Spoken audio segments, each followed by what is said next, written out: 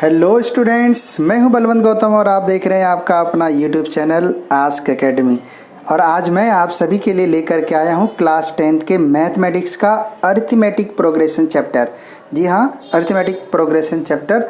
और इस चैप्टर में हम जानेंगे कि अरिथमेटिकल प्रोग्रेशंस क्या होती है। तो आइए देर न करते हुए स्टार्ट कर लेते हैं वीडियो को। तो एपी क्या होता है?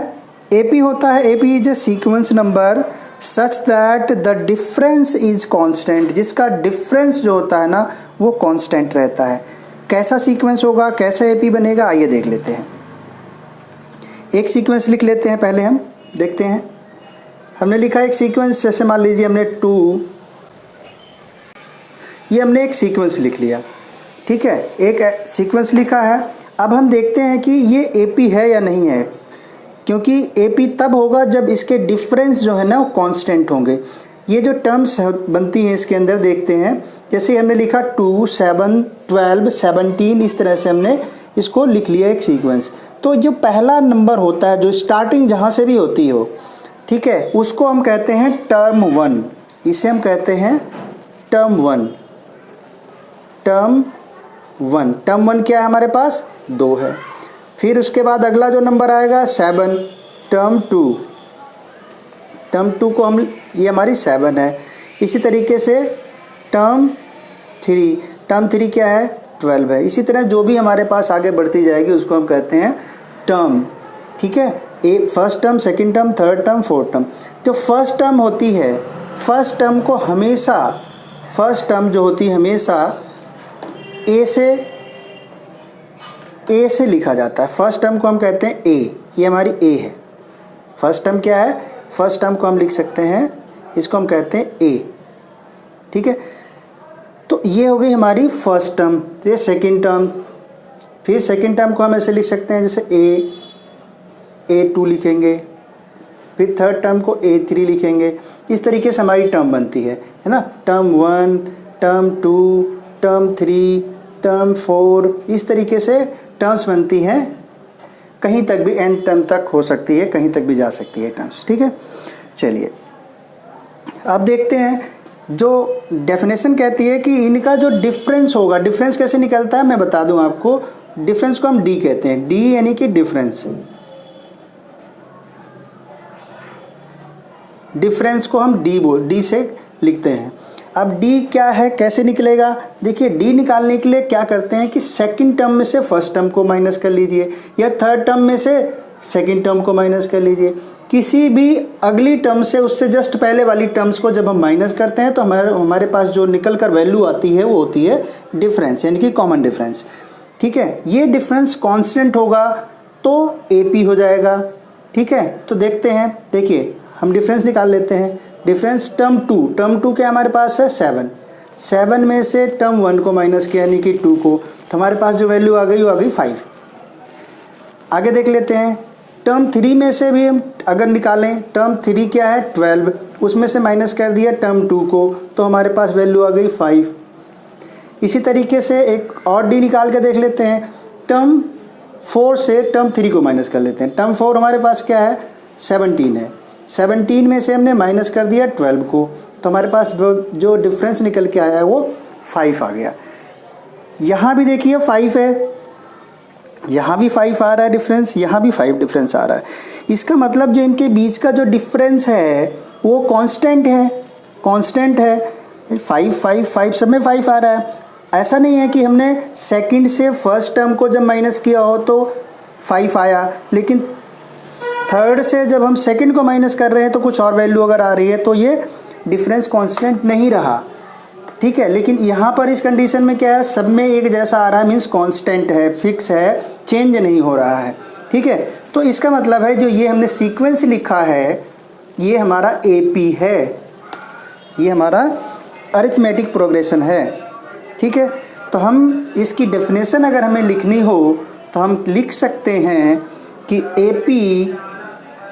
AP is a sequence number, is a sequence number such that the difference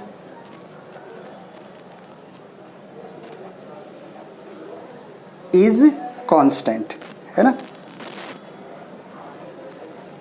कि भाई एपी एक ऐसा सीक्वेंस नंबर है जिसका जो डिफरेंस निकालते हैं हम, ये डिफरेंस जो हमने निकाला है ये कांस्टेंट रहता है, फिक्स रहता है, चेंज नहीं होता है, एक ही जैसा आता है।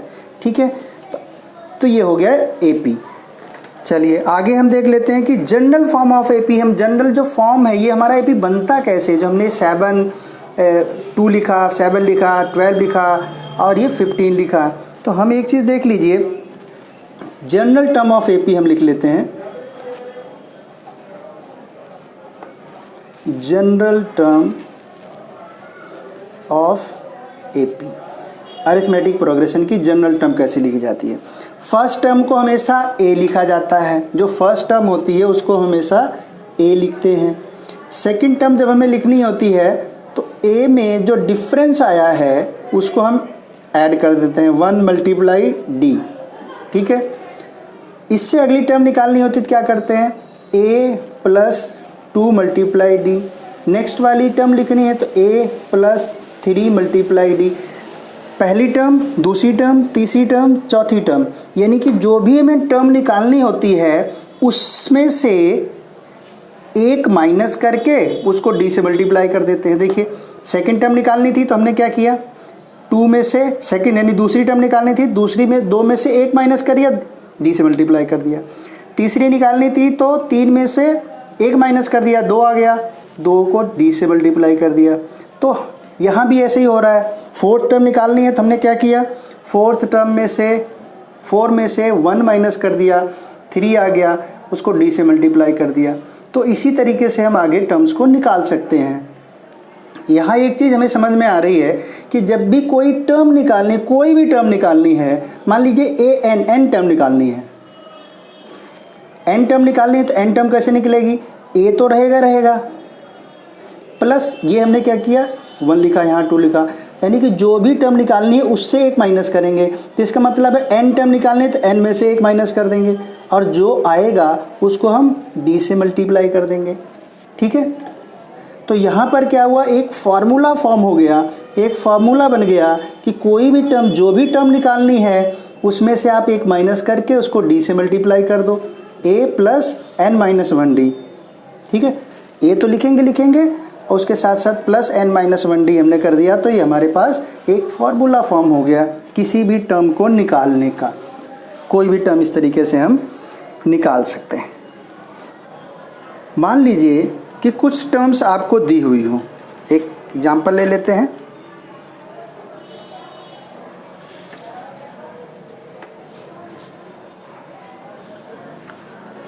मान लीजिए कुछ टर्म्स आपको दी हुई हैं, जैसे एक मैं एपी लिख लेता हूँ, जैसे मैंने लिख लिया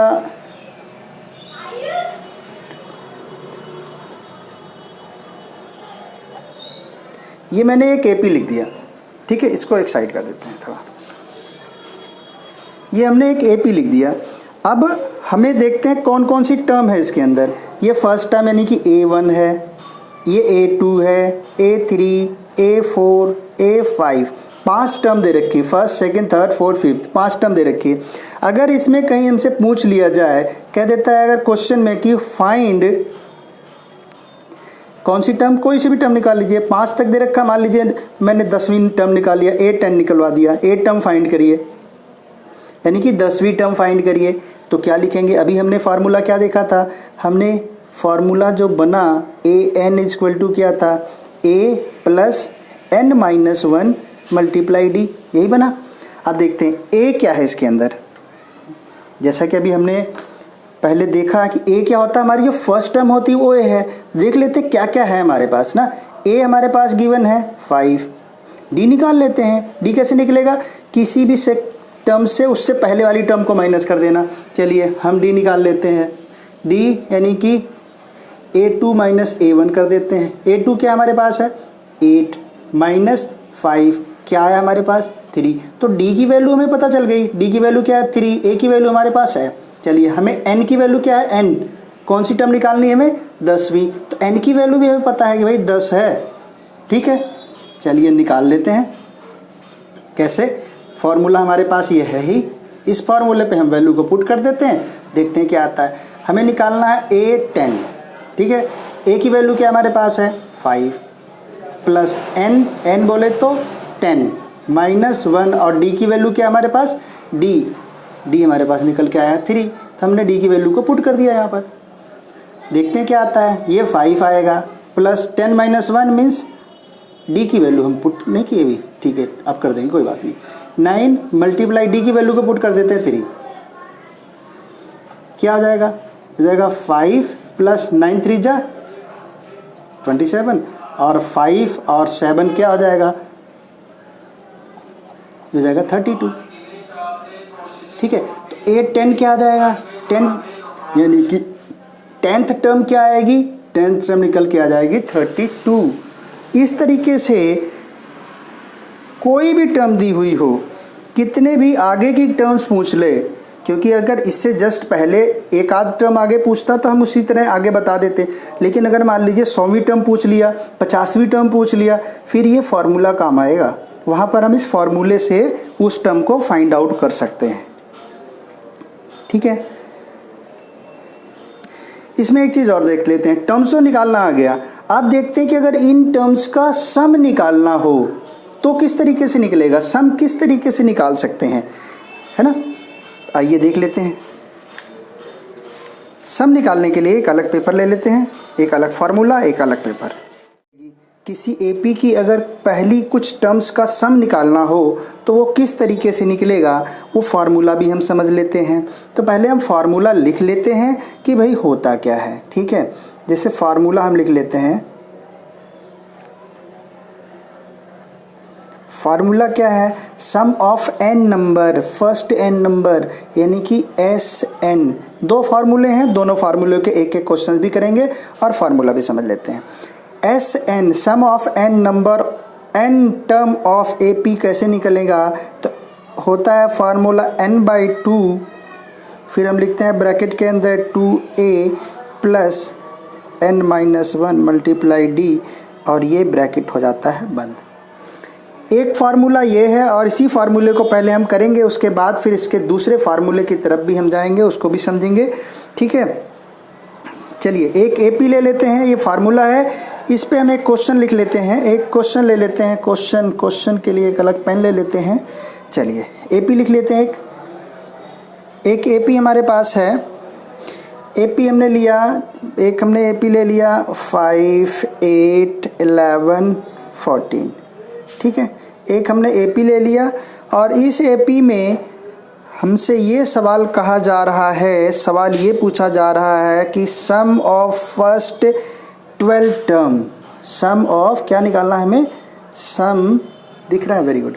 सम ऑफ फर्स्ट 12 टर्म, 12 टर्म्स, जो पहली 12 टर्म है उनका सम निकालना है। पहली 12, 1 2 3 4 टर्म दे रखा है, कह रहा है पहली 12 टर्म जहाँ जितनी भी होंगी उन सब का सम कैसे निकालोगे आप, उसका सम निकाल के बताइए कि कितना होगा, ठीक है। तो हमें तो एक चीज़ पता चल गई, कितनी टर्म्स का सम निकालना है? n टर्म का, यानी कि n कितना है? 12, ये हमें पता चल गया। भाई 12 टर्म्स का सम निकालना है, n की वैल्यू हमारे पास 12 है। चलिए एक चीज़ तो कंफर्म हो गई। अब फार्मूले में क्या क्या दिया हुआ है? एक तो a चाहिए, n चाहिए, तो n हमारे पास है, a चाहिए और d चाहिए और n चाहिए, है ना। तो चलिए ये हमारे पास है AP में से हम निकाल लेते हैं चीज़ों को। क्या क्या निकालेंगे भाई? a, हमें a चाहिए, फर्स्ट टर्म को हम a कहते हैं ना, फर्स्ट टर्म हमारी a होती है, तो a की वैल्यू क्या हमारे पास है? 5। d चाहिए, d कैसे निकलता है जी? टर्म 2 में से टर्म 1 को घटा दो, या टर्म 3 में से टर्म 2 को घटा दो, d निकल के आता है, या टर्म 4 में से टर्म 3 को, किसी भी पहले वाली टर्म से उससे जस्ट पहले वाली टर्म को घटाना होता, किसी भी टर्म से उससे जस्ट पहले वाली टर्म को घटा दो, ठीक है। तो भाई क्या हो गया? मान लीजिए हम सेकेंड टर्म से फर्स्ट को घटा देते हैं, तो हमने क्या किया, ये हम लिख रहे हैं ताकि याद भी हो जाए, है ना। a2 क्या है? 8 माइनस a1 क्या है? 5, वैल्यू क्या आ गई? 3। तो d की वैल्यू हमें पता चल गई, है ना। डी की पता चल गई, ए की वैल्यू पता चल गई, एन की वैल्यू हमारे पास पता है। तो जल्दी से लिख लेते हैं फार्मूले को एक बार दोबारा से और उसके बाद कर देते हैं इसको सॉल्व। ठीक है, चलिए। सम ऑफ एन नंबर का फार्मूला क्या कहता है? सम ऑफ एन नंबर का फार्मूला कहता है कि n डिवाइडेड बाई 2 ब्रैकेट के अंदर लिख दीजिए 2a plus n minus 1 multiply by D, ये ब्रैकेट बंद, यही फार्मूला कहता है। ठीक है, सभी वैल्यूज़ हमारे पास अवेलेबल हैं, सभी वैल्यूज़ को पुट करते हैं। n s 12 टर्म्स का फर्स्ट 12 टर्म का निकालना है। तो भाई ये हो जाएगा 12 डिवाइडेड बाई 2 मल्टीप्लाई ए की वैल्यू क्या है 5, हमने 5 पुट कर दिया, प्लस n की वैल्यू हमें पता है 12 माइनस 1 मल्टीप्लाई डी की वैल्यू 3, ब्रैकेट कर दिया हमने बंद। थोड़ा सा पेपर करते हैं आगे यहाँ से, वेरी गुड। अब यहाँ देखिए कैसे निकलता है। 2 1 जा 2, एक मिनट अलग कलर ले लें। 2 1 जा 2, 2 6 जा 12, तो इसका मतलब यहाँ क्या आ गया भाई 6।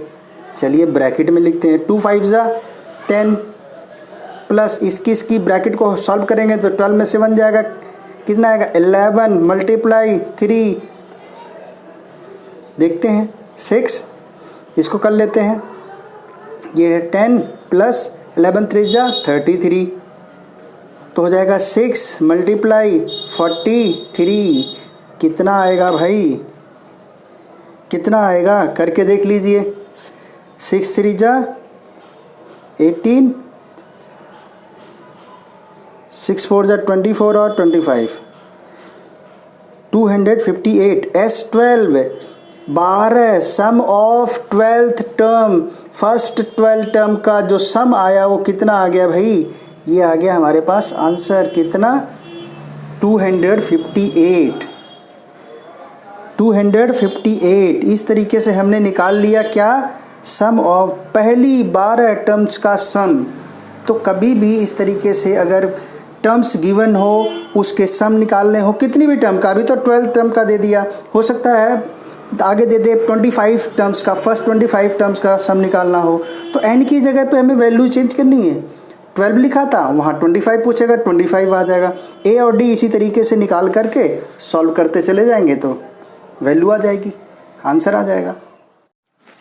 देखिए एक AP ये भी गिवन है, एक AP आपको दिया हुआ है, उसी तरह से AP दिया है और इसकी लास्ट टर्म दी हुई है। अगर इस तरीके से कोई क्वेश्चन आता हो, इसका भी हमें सम निकालना हो, पहली बात तो अब हमें ये नहीं पता कि ये कौन सी टर्म है, ठीक है, ये टर्म हमें नहीं पता। तो ऐसी कंडीशन में एक और फार्मूला हमारे पास है सम ऑफ n टर्म का, उसको हम देख लेते हैं क्या है। Sum of n term is equal to n/2 a plus l। अब ये a क्या है, l क्या है, इसको समझ लेते हैं।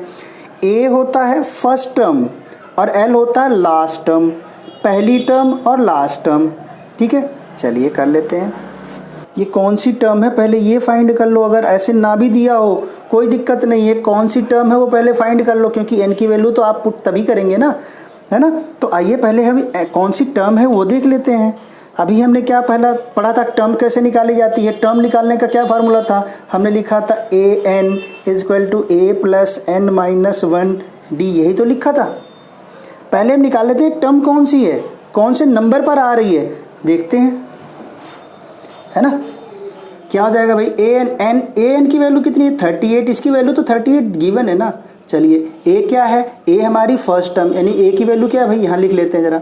a की वैल्यू क्या है 5 है, n माइनस 1 नहीं पता जी। d की वैल्यू कितनी है, d की वैल्यू इसमें से पहली सेकंड में से फर्स्ट टर्म को माइनस करना है, तो जब सेकंड में से फर्स्ट टर्म को माइनस करेंगे तो हमारे पास d आ जाएगा। तो 8 में से 5 माइनस किया तो 3 आ गया, तो d की वैल्यू हमारी 3 है। कर देते हैं इसको, 5 इसकी मल्टीप्लाई हो जाएगा 3n माइनस का 3, ये आपके पास 38 है, ठीक है। 38, 5 में से 3 जाएगा तो जाएगा 2, ठीक है, ये हो जाएगा 38, इसको इधर लाएंगे तो हो जाएगा 2 इक्वल टू हो जाएगा 3n, इसमें हो जाएगा 36 इक्वल टू हो जाएगा 3n, तो हो जाएगा 36 डिवाइडेड बाई, ये नीचे आ गया 3, तो इसको जब डिवाइड करेंगे 3 1 जा 3 2 जा 6, ये हो जाएगा 12, n की वैल्यू 12 आ गई, हमें ये पता चल गया कौन सी टर्म है भाई, ये 12वीं टर्म है, 12th टर्म है, ये हमें ये पता चल गया।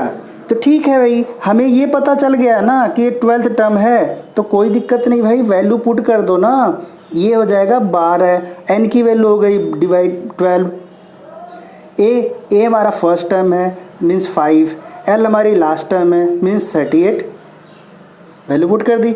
देखिए 2 1 जा 2, 2 6 जा 12 यानी कि 6 आ गया। ठीक, ये हो गया 5 और 38, 8 और 5 13, 43। इसका मतलब हो गया 6 × 43 कितना आएगा भाई, 6 3 जा 18, 6 4 जा 24 और 1 25। तो भाई S12 यानी sum of 12 number, sum of 12 number का 12 टर्म का कितना आ गया, सम ऑफ 12 टर्म का कितना आ गया भैया 258, ये आपका आ गया आंसर। तो अब कभी भी अगर इस तरीके से क्वेश्चन दिया हो, लास्ट टर्म अगर गिवन हो, तो आप उसका पहले निकालिए कि n कितना है, कौन सी टर्म है वो। जब हमें टर्म का पता चल जाएगा तो इस वाले फॉर्मूले से भी हम इसकी वैल्यू को निकाल सकते हैं। ठीक है, इसकी वैल्यू को हम निकाल सकते हैं। तो ये दो फार्मूले थे, किसी भी एपी में जब हमें सम निकालना होता है, कुछ एपी का सम निकालना हो, तो इन दोनों फार्मूले को हम यूज़ करके जो भी हमें सुटेबल लगता है अकॉर्डिंग टू क्वेश्चन, हम उसको वैल्यू को फाइंड आउट कर सकते हैं।